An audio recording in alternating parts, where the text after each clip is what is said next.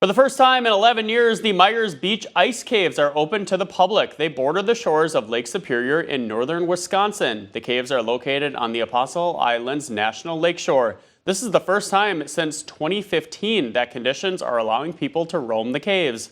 Workers only allow visitors access when the weather allows and if current ice conditions remain stable.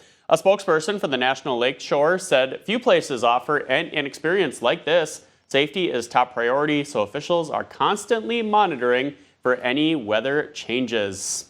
All right, yeah, Sarah, that's something that I've actually always wanted to do. I used to live in Duluth, and so Bayfield, Wisconsin, not too far away. And if anybody's able to check them out, I still want to, and I'd highly recommend from all I've heard to do that. But all that to say, it's nice to be able to get out and do things like that when we have this nice weather, too. Absolutely. I was looking at kind of what people were wearing as they were exploring, and it's not as thick as you would think.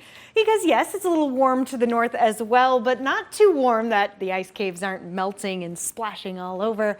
Such cool images. Definitely, definitely. Well, back at home today, we got very warm. Many of us even making it into the 60s. Charles City getting to 61 degrees, 58 in Mason City, topping off at 55 in Rochester, Austin, just a smidge cooler in Albert Lea at 54. So these high numbers probably have you wondering, did we break any records? And I've been sharing it throughout the day. The answer is no, no records broken, at least for the 5 cities that I have listed here. But darn, did Charles City get so close to even just tying the record set back in 1981 at 62. So it was warm out today, and even now it remains fairly warm for many of us. What I am watching is some cool pools start to sneak in. Look at Lake City, already down to 31 degrees, and Rochester not terribly far away, still at 40 degrees. In fact, many of us still in the 40s, some of us dropping back into the 30s. Mason City featuring a little cool pool right there, currently sitting at 36. Now, many of us will be staying above the freezing point tonight, so I'm considering that a warmer start, especially considering low temperatures around this time of the year are around 11 degrees. So yeah, still fairly warm. One thing that's helping with that is the cloud cover. Yes, it is thickening up, moving on in from the west. I'll zoom things out so we can see even behind me more thick clouds to be seen. This is all getting pushed into our region thanks to a low pressure system that's developing and will also be pushing into the region. I zoomed out Futurecast here so we can take a peek at what is to come. Stopping things here around 7 a.m. tomorrow.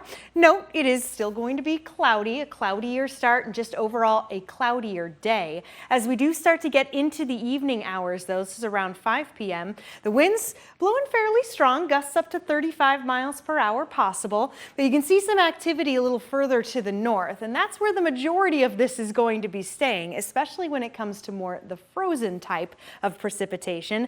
But in our neck of the woods, we start to see some scattered showers. So let's zoom in. This is around 8 p.m. tomorrow, just showing some of that activity as we do go into the night, about 24 hours from now. So again, scattered showers possible, and then we head into our Wednesday, and that's going to start bringing temperatures down.